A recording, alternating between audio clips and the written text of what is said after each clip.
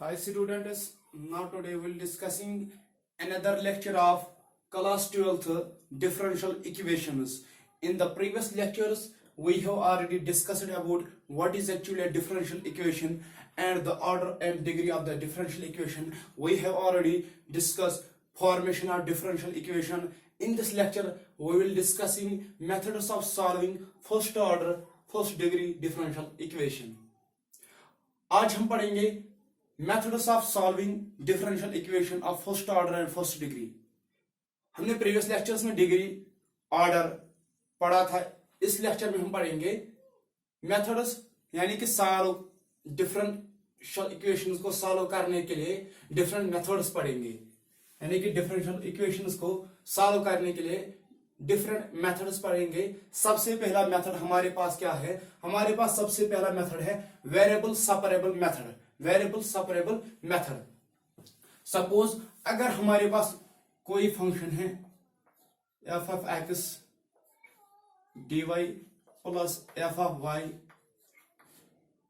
D y equal to 0, अगर इस type का कोई फंक्शन है हमारे पास, इस टाइप की कोई फंक्शन है हमारे पास, तो हम इसको कैसे सॉल्व करेंगे? By variable separable method. सबसे पहले एफ ऑफ एक्स को एज इट इज रखेंगे, डी वाई को एज इट इज रखेंगे, f of y d x को आर एक्स में शिफ्ट करेंगे। यहां पर एक प्लस है, वहां पर नेगेटिव हो जाएगा, minus f of y d x.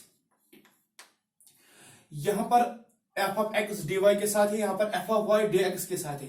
F of Y को यहां शिफ्ट करेंगे, एफ ऑफ एक्स को इस तरफ शिफ्ट करेंगे, तो यहां पर आएगा d y divide by f of y, इस तरफ शिफ्ट आएगा तो एफ ऑफ वाई डिवाइड में आ जाएगा, और यहां पर minus as it is, d x भी एज इट इज। यहां पर ये मल्टीप्लाई है एफ ऑफ एक्स, तो जब यहां पर इस आर एक्स में लाएंगे तो हो जाएगा डिवाइड। यहां पर वेरिएबल्स सेपरेटेड, यहां पर वेरिएबल सेपरेट हुए।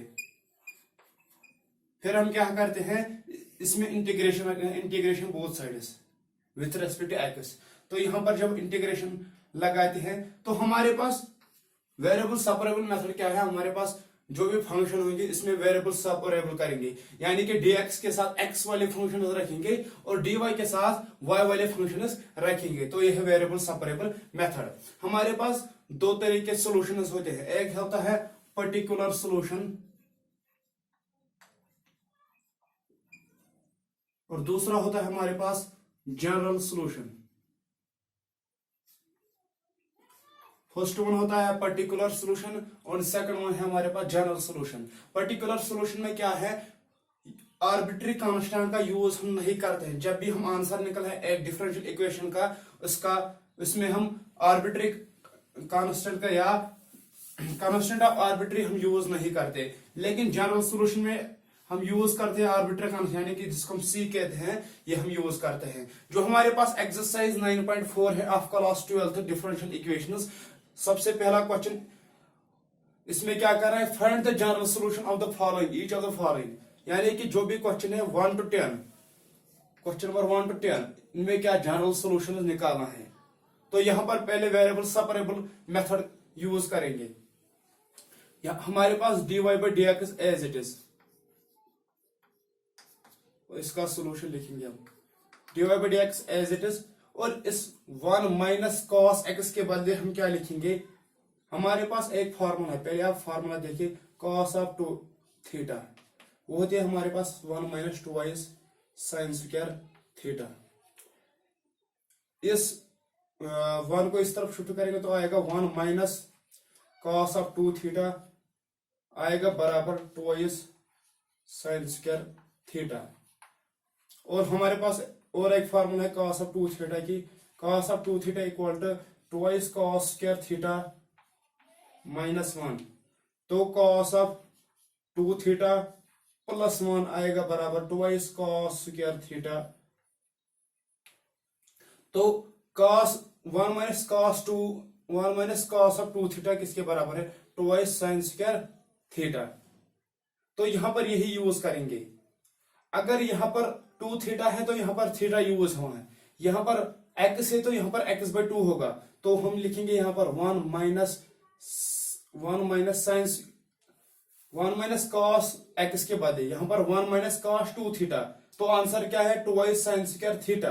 तो यहाँ पर आएगा 2 sin स्क्वायर x/2, क्योंकि यहाँ पर डबल एंगल है तो यहाँ पर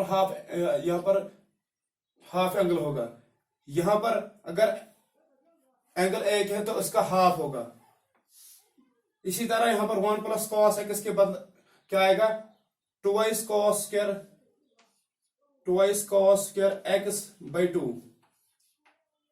तो ये फॉर्मूला यहां से आते हैं ट्रिग्नोमेट्रिक रेशियो, यानी कि cos 2 थीटा हमारे पास 1 - 2 sin स्क्वायर थीटा, और cos 2 थीटा बराबर है 2 cos स्क्वायर थीटा -1। अब हम क्या करेंगे यहाँ पर काम, यहाँ पर dy/dx एज इट इज रखेंगे, 2 और 2 कैंसल, साइन बाई कॉस होता है tan, और यहाँ पर स्क्वायर है और एंगल है यहाँ पर x/2, तो आएगा tan स्क्वायर x/2। अब हम वेरिएबल्स को सेपरेट करेंगे, यहाँ पर dy को एज इट इज रखेंगे, यहाँ पर dx डिवाइड में है, RHS में शिफ्ट करेंगे तो मल्टीप्लाई में जो है आ जाएगा tan x²/2 इंटू dx। यहाँ पर वेरिएबल्स सेपरेटेड, यहाँ पर वेरिएबल्स सेपरेट हुए हैं, वेरिएबल्स गॉट सेपरेटेड। ठीक है, अब क्या करेंगे, हम करेंगे integration both sides, integration both sides. जब हम इंटीग्रेशन बोथ साइड्स यहां पर आएगा integral of dy equal to integral of tan square x/2 dx। तो integration of dy with respect to y आएगी बराबर y equal to tan square x के हमें इंटीग्रेशन मालूम नहीं है, तो इसको हम लिख सकते हैं 1 + tan स्क्वायर x किसके बराबर है sec स्क्वायर x, तो यहां पर आएगा 1 - sec square x/2 into dx। अब हम इंटीग्रेशन यहां पर मैं लिखूंगा, यहां पर आएगा y बराबर, अलग अलग से इंटीग्रेशन करेंगे तो इंटीग्रेशन ऑफ 1 dx, फिर आएगा minus integration of sec square x/2 dx। तो y इक्वल टू 1 की integration with respect to x, तो आएगा x माइनस sec स्क्वायर की integration with respect to x आएगा बराबर tan x/2, और फिर होगा एंगल की डिफरेंशिएशन, तो वो आएगा डिवाइड में 1/2, और फिर आएगा कांस्टेंट c, यानी कि ये जनरल सॉल्यूशन है, इसमें कांस्टेंट c आएगा। तो अगर हम फर्दर इसको सॉल्व करेंगे तो x माइनस ये 1/2 ऊपर चला जाएगा 2 tan x/2 plus of constant c। This is the general solution of this question. हमें सिर्फ वेरिएबल्स को सेपरेट करना है, उसके बाद इंटीग्रेशन बोथ साइड्स करनी है।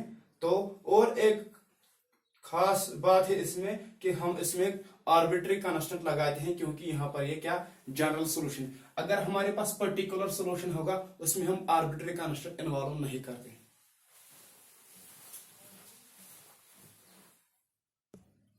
अब हमारे पास क्वेश्चन नंबर 2 क्या है, एक्सरसाइज 9.4 का। हमारे पास dy/dx equal to square root of 4 - y square. तो हम सबसे पहले इसमें वेरिएबल सेपरेट करेंगे, यहां पर 4 - y स्क्वायर, यहां पर dx को RHS में शिफ्ट करेंगे और इस √4 - y स्क्वायर को LHS में, यहां पर dy है, यहां पर डिवाइड होगा तो √4 - y स्क्वायर, यहां पर dx डिवाइड में RHS में मल्टीप्लाई होगा। तो यहां पर वेरिएबल सेपरेटेड, वेरिएबल्स सेपरेटेड, तो यहां पर वेरिएबल क्या सेपरेट हुए हैं। तो अब हम क्या करेंगे, इंटीग्रेशन बोथ साइड से, इंटीग्रेशन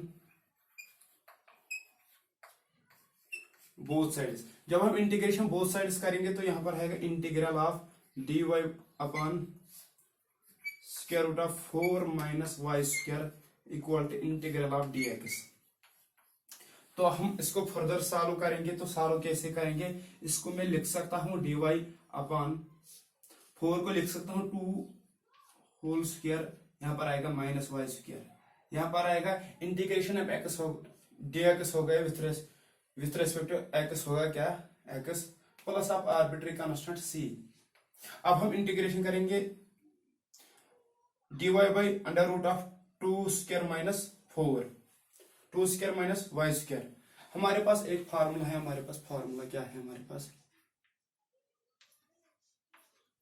अगर हमारे पास इंटीग्रेशन ऑफ डी एक्स या d theta upon under root of a square minus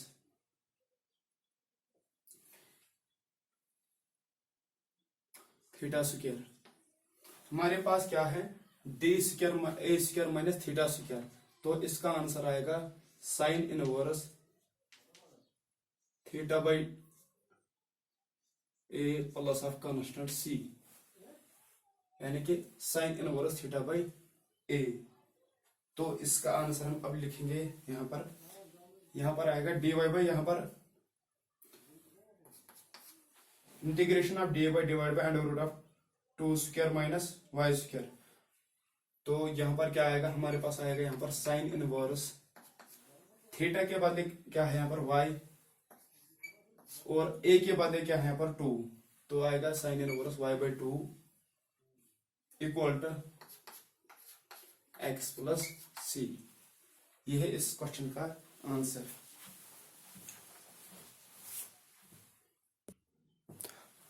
अगर हम इस क्वेश्चन को फर्दर सॉल्व करेंगे तो हमारे पास क्या आएगा, अगर हम साइन इनवर्स को इस तरफ शिफ्ट करेंगे तो यहां पर बचेगा y बाई 2